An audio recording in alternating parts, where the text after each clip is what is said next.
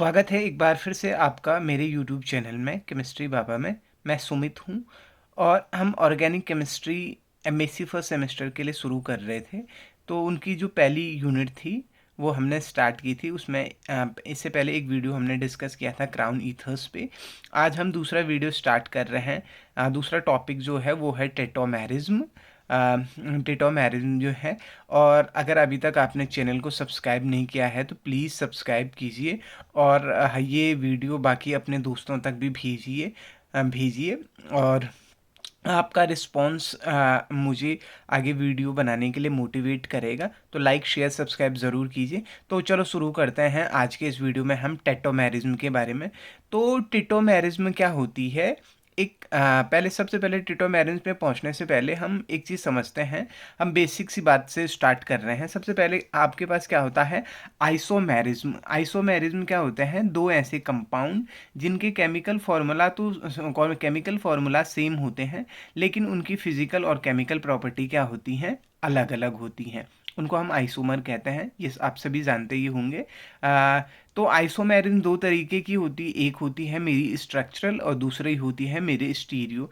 तो जब मैं स्ट्रक्चरल की बात करता हूँ तो हम 5 तरीके से इसको डिस्कस करते हैं: chain, position, functional, metamerism and tautomerism. जब हम स्टीरियो पे आते हैं तो हम दो तरीके से बात करते हैं। एक होता है हमारा ज्योमेट्रिकल और दूसरा होता है हमारा ऑप्टिकल। तो जब मैं ये जो स्टीरियो वाला पार्ट है ये आपके पास ऑर्गेनिक केमिस्ट्री में सेकंड यूनिट है। तो इस यूनिट के बाद मैं उस पर अलग से बात करेंगे, तो स्टीरियो वाला पार्ट छोड़ देते हैं। स्ट्रक्चरल पे जब मैं आता हूँ तो वो उसमें एक टाइप की आइसोमेरिज्म है। 5वें नंबर पे आपकी टेटोमेरिज्म। तो ये हमारा आज का टॉपिक है, टेटोमेरिज्म। तो टेटोमेरिज्म के पहले बारे में कुछ पॉइंट पहले समझ लेते हैं कि आपको ये समझना है tautomerism is a kind of structural isomerism. ये जो है आपका स्ट्रक्चरल आइसोमेरिज्म का ही हिस्सा है। और टेटोमेरिज्म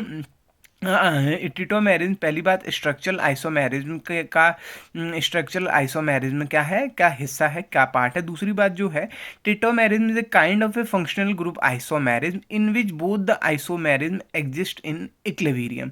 टेटोमेरिज्म और फंक्शनल ग्रुप आइसोमेरिज्म क्या है? दोनों में ही क्या होता है, आपका फंक्शनल ग्रुप माइग्रेट करता है। आपका फंक्शनल ग्रुप माइग्रेट करता है, लेकिन टेटोमेरिज्म में आपका जो आइसोमर आपके जो होते हैं वो किस में होते हैं? इक्विलिब्रियम में होते हैं।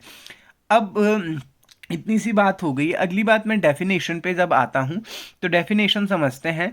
Phenomenon in which two structural isomering differing in relative position of their atom are spontaneously interconvertible and exist in equilibrium।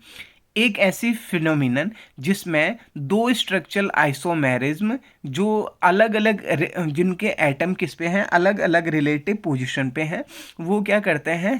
Spontaneously interconvertible होते हैं, एक दूसरे में बदलाव होते रहते हैं, और वो किस में होते हैं? इक्विलिब्रियम में होते हैं। अगर आपको डेफिनेशन समझ नहीं आया है कोई बात नहीं, हम इसे एग्जाम्पल से समझते हैं। यहाँ पे देखेंगे आप CH3, C double bond O और CH3 है। ये एक कीटोन आपके पास है। तो कीटोन आपके पास जो है ये कीटोन हो गया है। अब ये फंक्शनल ग्रुप है। फंक्शनल ग्रुप से जुड़ा हुआ जो पहला कार्बन आपका जो होता है वो अल्फा कार्बन है। ये भी आपका अल्फा कार्बन है और ये भी आपके पास क्या है? Alpha carbon. फंक्शनल ग्रुप से अटैच आपका पहला कार्बन, अल्फा कार्बन, ये भी अल्फा कार्बन है और ये भी अल्फा कार्बन है। और अल्फा हाइड्रोजन कार्बन से जुड़े हुए जो हाइड्रोजन आपके होते हैं वो अल्फा हाइड्रोजन होते हैं। ये भी आपके पास अल्फा हाइड्रोजन है और ये भी अल्फा हाइड्रोजन है। तो बेसिकली क्या होता है यहाँ पे आपका ये यहाँ पे जो ये CH3 में से एक हाइड्रोजन, एक अल्फा हाइड्रोजन माइग्रेट कर जाता है ऑक्सीजन के साथ, और ये डबल बॉन्ड यहाँ पे शिफ्ट कर जाता है। तो यहाँ पे अगर आप देखेंगे, पहले यहाँ पे डबल बॉन्ड O था, यहाँ पे अब OH हो गया है, और यहाँ पे पहले सिंगल बॉन्ड था इन दोनों कार्बन के बीच में, अब डबल बॉन्ड आ गया है। तो हम इसको ऐसे समझेंगे कि इसमें पहला क्या होता है? शिफ्ट ऑफ हाइड्रोजन होता है किसमें? आपका टेटोमेरिज्म में।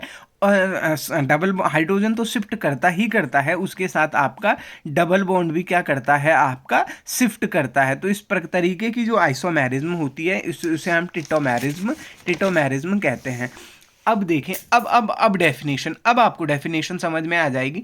Type of isomerism in which migration of alpha hydrogen, that is acidic hydrogen, and double bond take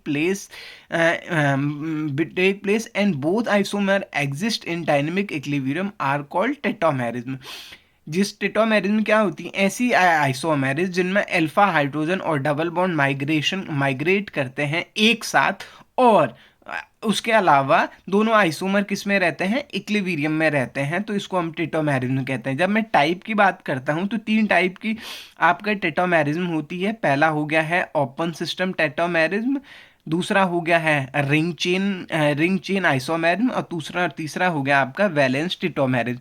तो जब मैं ओपन सिस्टम पे आता हूं तो ओपन सिस्टम में क्या होता है, both the tautomers are open chain compound. दोनों ही जो टेट्रोमर्स बनते हैं आपके, दोनों ही जो आइसोमर होते हैं वो क्या होते हैं आपके, ओपन चेन कंपाउंड होते हैं।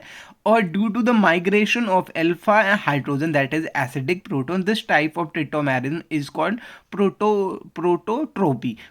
ओपन सिस्टम टेट्रामेरिज्म को ही हम प्रोटोट्रोपी भी कहते हैं। प्रोटोट्रोपी क्या होता है, जहाँ पे क्या होता है, अल्फा हाइड्रोजन माइग्रेट करता है और उसके साथ साइमल्टेनियसली डबल बॉन्ड भी माइग्रेट करता है, और दोनों जो आपके कंपाउंड होते हैं वो क्या होते हैं, आपके ओपन चेन होते हैं। जैसे यहाँ पे देखिए, CH3 C double bond O, CH2 C double bond O, CH3, ये आपके पास अब यहाँ पे फंक्शनल ग्रुप है। फंक्शनल ग्रुप से अटैच पहला कार्बन ये है अल्फा कार्बन आपका, अल्फा कार्बन से अल्फा हाइड्रोजन। तो ये हाइड्रोजन इस ऑक्सीजन के साथ माइग्रेट किया और इस ऑक्सीजन का डबल बॉन्ड माइग्रेट होके इन दोनों के बीच में आ गया है। तो पहले आपके पास यहाँ पे आपके पास डबल बॉन्ड O था, उसकी जगह पे OH आ गया, और यहाँ पे डबल बॉन्ड था, ये डबल बॉन्ड यहाँ पे शिफ्ट हो गया। मैंने वहाँ पे कर्व एरो से भी शो कर रखा है। तो इस तरीके की आइसोमेरिज्म जो होती है इसे हम ओपन सिस्टम कहते हैं। जैसे साइनाइड और आइसोसाइनाइड में भी आप देखेंगे, साइनाइड में हाइड्रोजन किसकी तरफ से कनेक्ट है, आपका कार्बन की तरफ से कनेक्ट है, और आइसोसाइनाइड में आपका आपका हाइड्रोजन किसकी तरफ से कनेक्ट है, नाइट्रोजन की तरफ से कनेक्ट है। तो यहाँ पे आपका इस तरीके की जो आइसोमेरिज्म होती है इसको हम कहते हैं ओपन सिस्टम आइसोमेरिज्म। तो दूसरी जो बात आती है, दूसरे तरीके की जो आइसोमेरिज्म आती है वो होती है आपकी कीटो इनॉल टेट्रामेरिज्म। और कीटो इनॉल टेट्रामेरिज्म में क्या होता है कि जब क्या होता है कि आपका एल्डिहाइड और कीटोन का सॉल्यूशन अगर उसमें थोड़ा सा एसिड या बेस मिला दिया जाए तो वो कीटो और इनॉल के मिक्सर के फॉर्म में रहते हैं। ठीक है, तो इस तरीके की जो टेट्रामेरिज्म जो होती है इसे कीटोइनॉल टेट्रामेरिज्म कहते हैं। Solution containing a trace of acid और base ketone and aldehyde exist in a mixture of keto and enol form. तो कीटो अगर आपका एल्डिहाइड या कीटोन के मिक्सर में आप थोड़ा सा एसिड या थोड़ा सा बेस डालते हैं तो वो कीटो इनॉल फॉर्म में रहता है। ये आपका कीटो फॉर्म हो गया है। यहाँ पे देखिए, यहाँ पे ये ग्रुप हो गया, इससे जुड़ा हुआ पहला कार्बन अल्फा कार्बन है। तो ये आपके पास कीटो फॉर्म है और ये इनॉलिक फॉर्म है। तो कीटो फॉर्म आपका मोर स्टेबल होती है, 99.98% है, जबकि ये 0.02% है। तो कीटो फॉर्म मोर स्टेबल होती है इनॉल फॉर्म से। यहाँ पे भी अगर आप देखेंगे CH3 C डबल बॉन्ड, ये तो आप समझ गए होंगे। Keto form is more stable than enolic form. कभी कभी वो आपसे पूछ देता है कि कीटो फॉर्म इनॉलिक फॉर्म से ज़्यादा स्टेबल क्यों होती है, क्योंकि कीटो फॉर्म में जो कार्बोनाइल का CO जो बॉन्ड होता है, कार्बोनाइल का CO बॉन्ड, ये वाला बॉन्ड या ये वाला बॉन्ड, जो CO बॉन्ड होता है वो उसकी जो बॉन्ड डिसोसिएशन एनर्जी होती है वो होती है 364 किलोजूल पर मोल, और जबकि कार्बन कार्बन डबल बॉन्ड की बॉन्ड डिसोसिएशन एनर्जी 250 किलोजूल पर मोल होती है। तो इसका मतलब ये हो गया है कि कीटो फॉर्म क्या होती है, मोर स्टेबल होती है इनॉलिक फॉर्म से। लेकिन हमेशा ऐसा नहीं होता है। Enolic form of phenol is more stable than its keto form because phenol is aromatic. Enolic form जो होती है फिनॉल की वो मोर स्टेबल होती है कीटो फॉर्म से, क्योंकि फिनॉल क्या होता है, एरोमेटिक होता है। अगर मैंने देखो ये कीटो फॉर्म है लेकिन यहाँ पे डबल बॉन्ड नहीं है, दोनों हाइड्रोजन अल्फा हाइड्रोजन, ये हाइड्रोजन शिफ्ट करेगा तो वो इनॉलिक फॉर्म बना देगा। तो इनॉलिक फॉर्म बना देगा तो ये मोर स्टेबल हो जाएगा, क्योंकि अब आपका इलेक्ट्रॉन डिलोकलाइजेशन में है और आपका कंजुगेशन भी हो रहा है, और आपका बेसिकली यहाँ पे क्या हो रहा है, एरोमेटिसिटी गेन हो रही है। तो जब एरोमेटिसिटी गेन हो रही हो तो तब आपका इनॉलिक फॉर्म मोर स्टेबल होता है। बीटा कार्बोनाइल कंपाउंड में भी आपका इनॉलिक फॉर्म मोर स्टेबल होता है। इस पे 2-3 रीज़न है। इसमें से एक रीज़न ये भी है कि एक रीज़न ये भी है कि हाइड्रोजन बॉन्डिंग का रोल होता है उधर। तो अब हम तीसरे तरीके की जो आइसोमेरिज्म है वो टिटोमेरिज्म है वो देख रहे हैं, वो है आपके पास रिंग चेन। रिंग चेन में क्या होता है, इनसे some cases migration of hydrogen result in ring formation. आपका पास हाइड्रोजन जब माइग्रेट करता है तो रिंग की फॉर्मेशन होती है। उससे क्या होता है कि एक फॉर्म आपकी साइक्लिक होती है, नॉर्मल होती है, और दूसरी फॉर्म क्या होती है, एक फॉर्म आपका रिंग वाली होती है और दूसरी आपका ओपन चेन होती है, तो इसीलिए इसे रिंग चेन कहते हैं। जैसे अगर आप यहाँ पे देखेंगे, ये आपका ओपन चेन है और ये साइक्लिक हो गया है, तो इसे हम रिंग चेन कहेंगे। और हाइड्रोजन के माइग्रेशन की वजह से ये हुआ। इस वाले कंपाउंड में भी ये आपका ओपन चेन है जबकि ये साइक्लिक है, तो इसको हम इसको इस तरीके की जो टिटोमेरिज्म होती है उसे रिंग चेन टिटोमेरिज्म कहते हैं। वीडियो को अगर आपको पसंद आई है तो ज़रूर लाइक शेयर सब्सक्राइब कीजिए। Thank you.